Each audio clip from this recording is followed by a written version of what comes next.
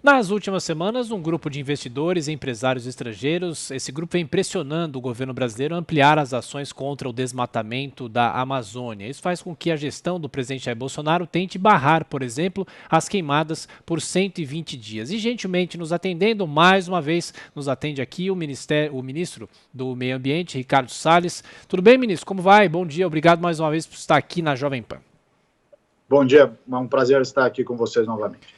Aliás, ministro, ontem o senhor participou de uma reunião com esses investidores, com esses empresários. Estava lá o vice-presidente da República, Hamilton Mourão, que cuida também de ações nessa área. Eu pergunto, que imagem o Brasil conseguiu passar ou vai conseguir passar a partir de agora? O senhor acha que o diálogo com esse setor que faz pressão contra o governo do Brasil é uma imagem que está melhorando, que vai melhorar, ministro?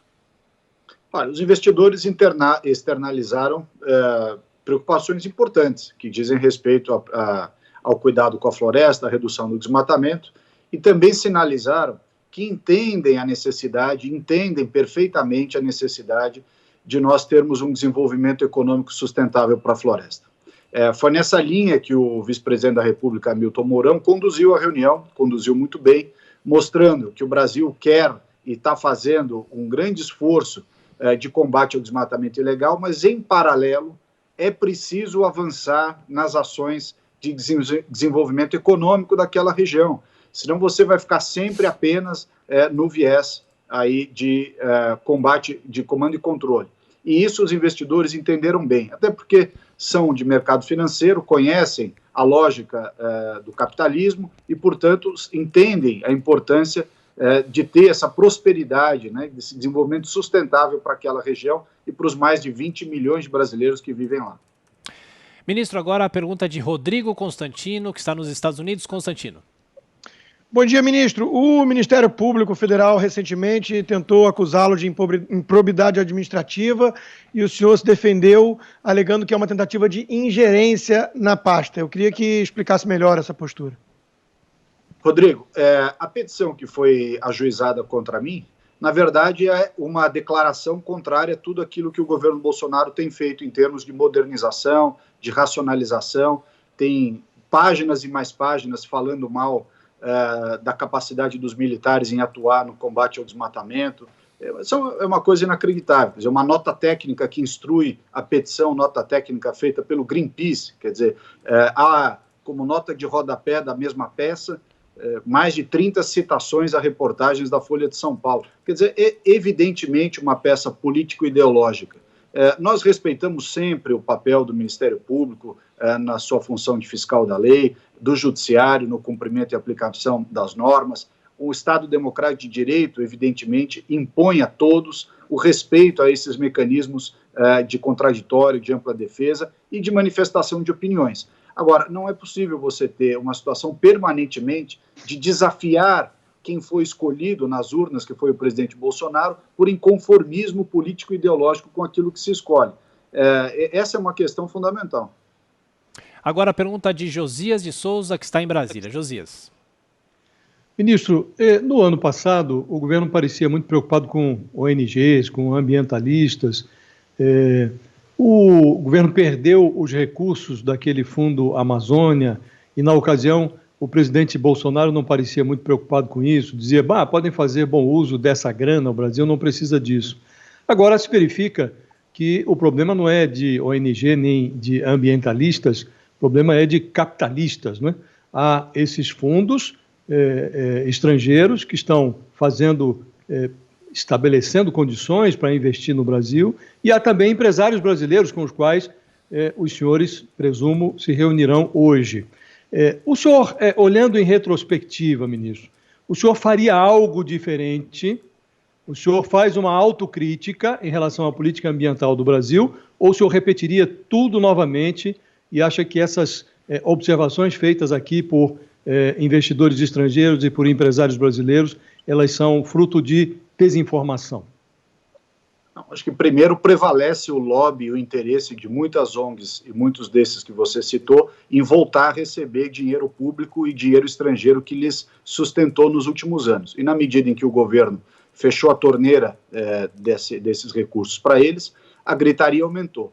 Há sim uma campanha muito forte feita por esses, não só aqui dentro, como lá fora, contra o governo e contra toda a lógica racional que nós aplicamos na gestão desse tema, mas se soma a isso, sim, uma visão do agronegócio e também do setor financeiro de preocupação com a imagem. Preocupação essa que nós também temos, né? A reunião de ontem com os investidores estrangeiros foi muito esclarecedora e ficou claro para nós que eles entendem, sim, a necessidade de haver um desenvolvimento econômico sustentável da Amazônia, de você dar oportunidade para que as pessoas que estão lá tenham oportunidade de renda, oportunidade de trabalhos adequados, ao contrário desses que ficam sempre tomando dinheiro para fazer pesquisas que nunca terminam, viagens que nunca levam a nada, seminários que só interessam a eles próprios, que ficam pagando seus próprios salários e suas verbas de pesquisa. Então, aqui é preciso deixar claro que, inclusive, José, é importante deixar muito claro que muitas dessas críticas que são feitas são críticas que já eram feitas lá atrás. A diferença é que elas reverberam mais, porque agora nós temos esta parcela que você se referiu, mais alguns jornalistas que dia e noite falam mal do governo, dentro e fora do Brasil, quer dizer, falam mal do seu próprio país, fora do país. Isso é uma coisa, é uma barbaridade. Agora, nós temos no governo agora a oportunidade, com o Conselho da Amazônia, presidida pelo vice-presidente Mourão, de unir os diversos aspectos que podem dar uma solução para o impasse da Amazônia, que vem há muitos anos. Eu te cito rapidamente alguns exemplos. A regularização fundiária não é tema do Ministério do Meio Ambiente, é algo da Agricultura, do INCRA, e, portanto, é o presidente Mourão que pode juntar esse tema nesse grande esforço. Da mesma forma, as operações de comando e controle são o Ministério da Defesa. Quando você fala de zoneamento econômico-ecológico, que é esse plano diretor para a Amazônia, envolve Ministério da Infraestrutura, Ministério das Minas e Energia, Ministério da Justiça com as terras indígenas, com a FUNAI, e também Ministério do Meio Ambiente. Aí você tem o pagamento pelos serviços ambientais, remunerar quem faz as coisas direito. Nós lançamos pela primeira vez o programa Floresta Mais. São 500 milhões de reais para remunerar quem faz as coisas direito. Agora, nós lançamos também essa semana o Adote um Parque, que é para que esses empresários, não só os estrangeiros, mas também os brasileiros, possam ter a oportunidade de adotar um desses 132 parques na Amazônia. E será muito importante na reunião de hoje a gente ouvir, por exemplo, de alguns desses empresários qual parque que eles vão adotar, qual parque que o nosso Itaú vai adotar, o Cândido Bracha, qual parque que o Otávio do Bradesco vai adotar, qual parque que o Guilherme Leal da Natura vai adotar, porque é importante o setor privado abraçar essa ideia, de que eles também estão participando dessa solução. Certamente todos esses bancos têm dinheiro suficiente para adotar até mais de um parque cada um e poderão fazê-lo livremente. Tem uma lista de 132 parques, dentre os quais eles podem escolher algum. Ministro, por gentileza, ontem o ministro Alexandre de Moraes remeteu à PGR aquele processo de alguns congressistas que pedem a investigação do senhor em relação às declarações que o senhor deu na reunião ministerial no dia 22 de abril. Duas perguntas em uma. Primeiro, como é que o senhor avalia esse movimento e se o senhor, de uma certa maneira, se arrepende daquela declaração de que era necessário aproveitar a pandemia para passar alguns projetos que estavam parados no país? Não, a decisão do ministro Alexandre de Moraes é uma decisão processualmente natural, ele recebe e envia para o procurador-geral se manifestar a respeito. Então, quanto a isso, é o procedimento normal, não há nenhuma anormalidade nisso.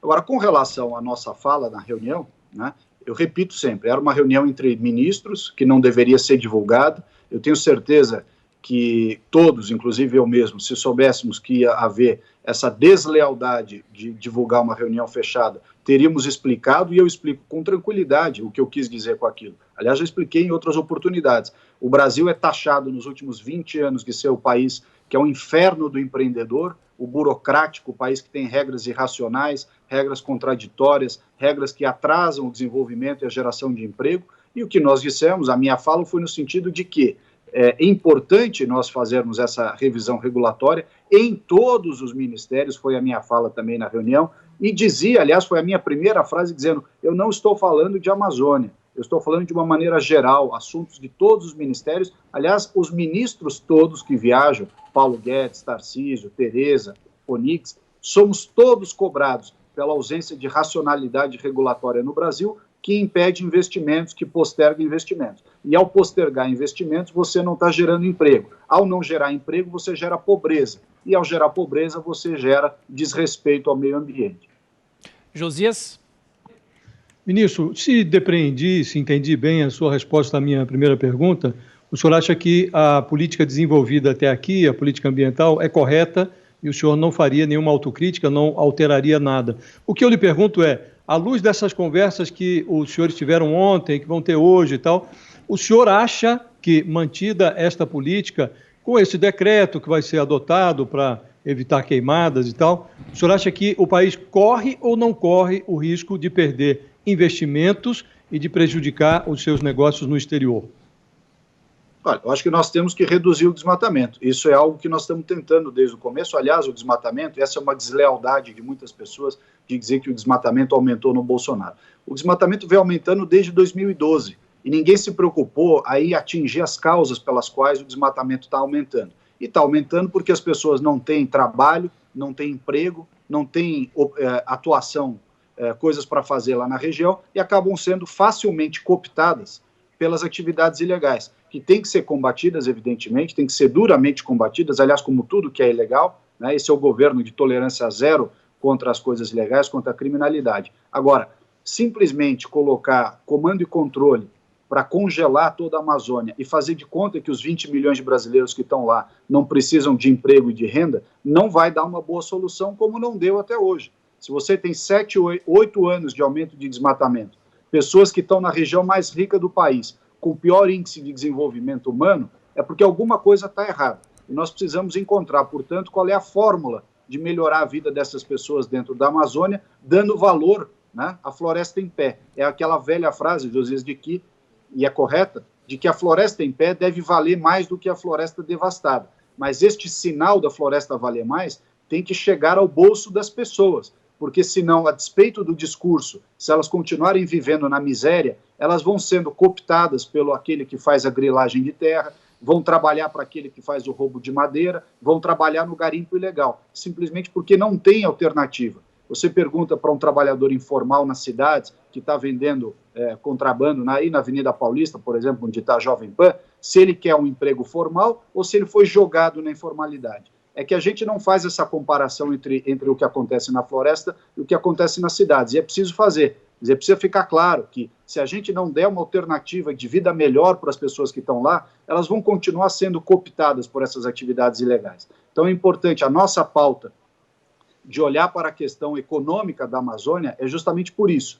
E justamente por isso que esses empresários e investidores entendem. Agora, ajudaria muito, repito aqui, se alguns brasileiros da imprensa e da academia e das ONGs parassem de, ao invés de ajudar na solução do problema, ficar falando mal do Brasil no exterior e aqui dentro. Inclusive porque estão inconformados porque as suas verbas foram cortadas. Mas, enfim, essa é uma tarefa de longo prazo. Ministro, para fechar, Rodrigo Constantino. Ministro, recentemente um veículo de comunicação chegou a falar que o senhor vinha sendo fritado pela ala militar e saiu em sua defesa o vice, Mourão, elogiou muito o senhor e disse que você goza da confiança, inclusive, do presidente, e o próprio ministro Luiz Ramos. A que o senhor atribui essas notícias ou fofocas? É intriga da oposição? É jogo de poder? Tem alguma coisa maior por trás? Olha, existe aí, Rodrigo, o interesse muito grande, né, em todas as cadeiras, em todos os cargos, em todas as verbas do governo federal, como foi historicamente no Brasil desde sempre. Então é óbvio que o Ministério do Meio Ambiente não está imune a esse interesse de bastidor.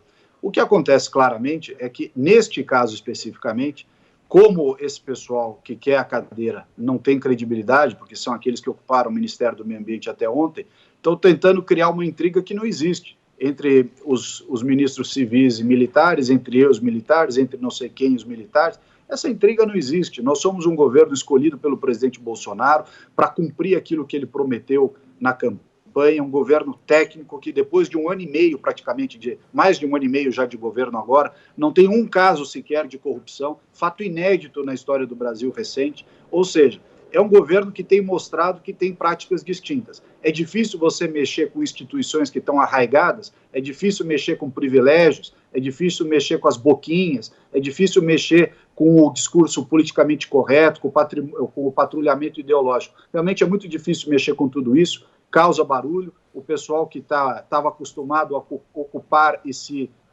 lambuzar nesses espaços fica muito inconformado, mas nós temos aí uma coesão governamental muito importante e nós contamos, o presidente Bolsonaro conta com o apoio da sociedade de bem, aquela que trabalha, paga imposto, sabe como é difícil viver sem segurança pública, como é difícil viver sem oportunidade de emprego e renda. Então, é para essas pessoas que o presidente governa, para os brasileiros, e não para interesses escusos ou interesses duvidosos que ficam margeando por trás da cena o que acontece. Muito obrigado mais uma vez por estar com vocês aqui na Jovem Pan. Ô, ministro, só mais uma. Com o presidente Jair Bolsonaro com o coronavírus, o senhor chegou a fazer o exame? Chegou a fazer teste?